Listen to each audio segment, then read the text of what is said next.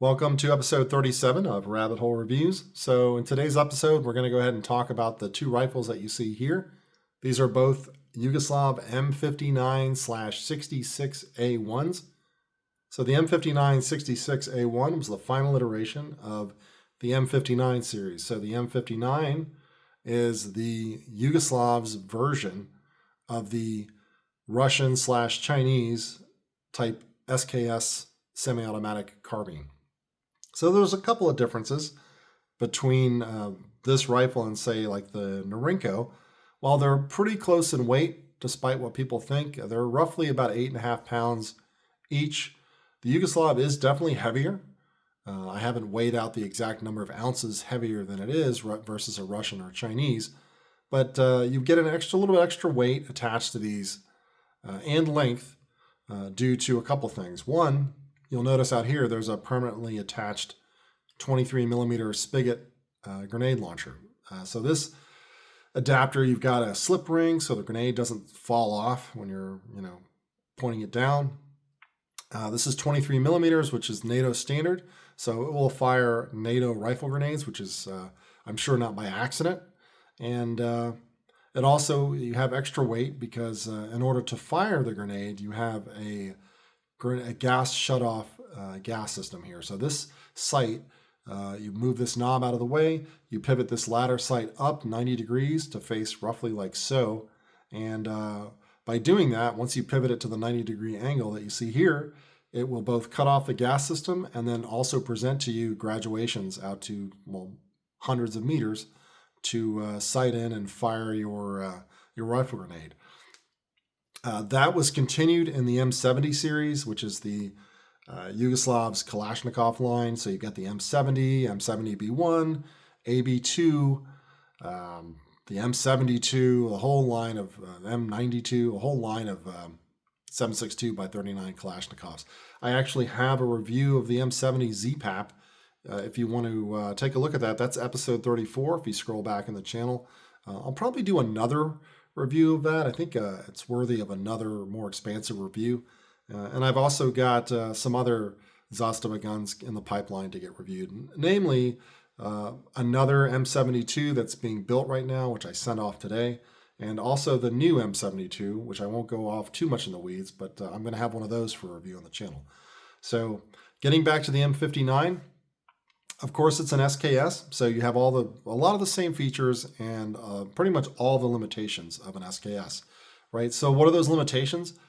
The main thing with an SKS, aside from, in this case, being longer and heavier than your average Kalashnikov, you have a fixed 10-round box magazine, right? So if you look up here, in this case, also here, you have a fixed 10-round box fed by a stripper clip, not a magazine. So the 10-round stripper clip, while it is relatively quick to load, you're getting 10 rounds, right? So there's an obvious disadvantage versus, say, a 30-round detachable box magazine. You've got a third of the firepower, and arguably, it's definitely slower to reload than an AK magazine. I will tell you that firsthand. So that's something that you have to factor in. Is that something you can deal with? There are some plus sides. I guess you don't have to have a magazine for this rifle to work. If you happen to come across a rifle with no magazines, like a Kalashnikov, you'd have some issues, right? Here, you don't have that problem. You can individually load the rounds or without a stripper clip or load them. So in that way, it's a relatively handy package. But what else is a downside, right? So aside from the 10-round box magazine, there's also the issue of optics, right? So you don't have the traditional scope optics mount rail on the side, like a side rail that you'd have on a Kalashnikov. That doesn't happen here. There are retrofitted SKSs that have provisions to mount optics, but those are not standard. Your standard AKM is pretty much going to have an optics rail. That's one of the features of the AKM. So anything that fits on that rail will now fit on your rifle. It takes a matter of seconds to put on, and it holds zero, which a lot of these provisions for SKSs do not. And so reloading, size and weight being not competitive to a Kalashnikov, and the inability to readily mount optics. Those are your three big things going against an SKS. Now, as shooters, these are great. As you can see in the footage that you saw in the beginning of the video, they're more range toys for me. If I can ring steel at 300 yards with open sights with an SKS, I feel like I've accomplished something, especially with not necessarily the most accurate ammo out there. So in that video, I was actually shooting M67, Yugoslav M67 ball, which is, it's been around forever. And they used to be inexpensive, but it's not as inexpensive as it used to be. So honestly, if you don't already have that round stockpiled, I would probably get some other more commercial new production loaded ammo that's also brass case, because it's boxer primed and it's non-corrosive, which is the M67 is definitely corrosive ammo. So, and that leads me to another thing that differentiates the Yugoslav SKS with every other SKS. And the fact is that the bore and chambers on these are not chrome lined. So that's not an issue for me. I clean my rifles pretty regularly, and I almost always shoot non-corrosive ammo. And so most of the bulk of my ammo supply is non-corrosive, so I'm less concerned about that. If that's something for that you value, having chrome lining, that's something you want to consider. This versus a Chinese or a Russian, which both have chrome lined bores. And yeah, and of course the size and the weight. These, you'll definitely notice the size and weight versus a different pattern SKS, and especially against a Kalashnikov. But so what do you think about having something like this in 2025? Not being a range toy and not being a collector, of which both I have plenty of both.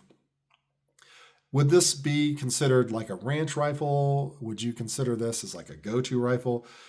And I really look at that question through the lens of a couple things. One, the increased cost of these rifles. These used to be $100, $200, $250, and really nice ones. Now the price is all over the place. You're really not touching any of these for under $500 nowadays. I've looked, and so I've seen $1,000 SKSs. People are paying that, and these were definitely less than 1,000, but they were definitely a lot more than 200. So that's something you have to factor in. These are not inexpensive rifles to buy anymore relative to its competition, relative to even a Wasser or really anything, even a bargain basement AR-15, right? Infinitely more modular. Yes, a different weapon system. Yes, a different caliber. I get it. But if you're just looking at something as a go-to rifle or something to just put rounds on target, they are definitely better options than an SKS considering the price.